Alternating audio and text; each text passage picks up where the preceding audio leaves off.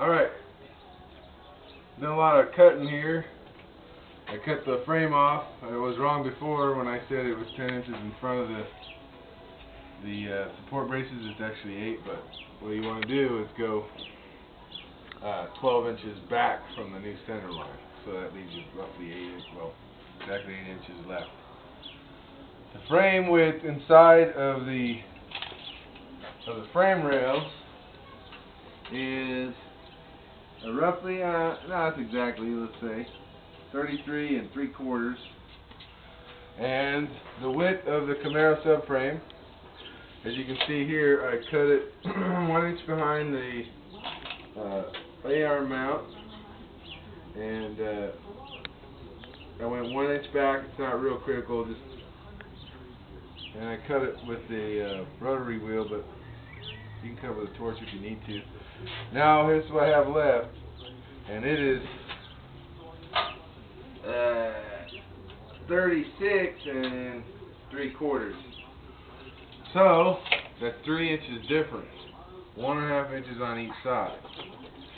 What I can do, or what I will do on this situation, is cut 1.5 inches out of each side of the Camaro frame. Get the Camaro frame.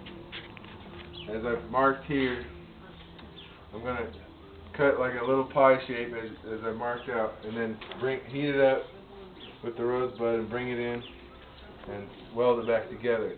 When I flip this over, I'll flip it over real quick. It's a little complicated, a little more complicated. It's not real bad though.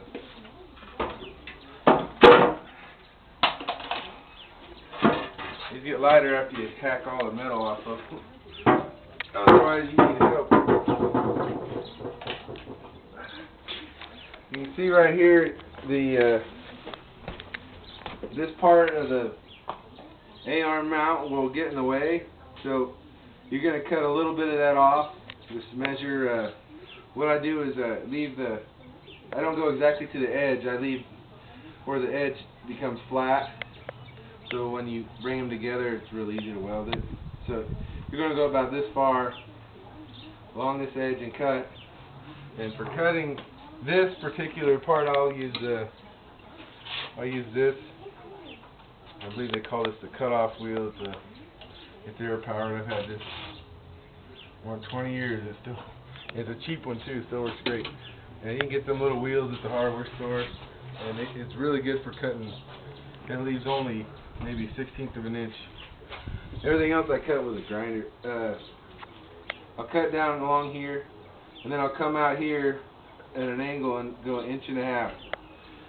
And remove that, and I'll heat it up and bring it in and weld it.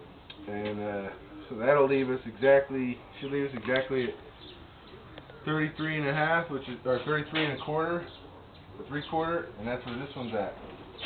And so we'll turn it off for now, and I'll show you what it looks like when we get there.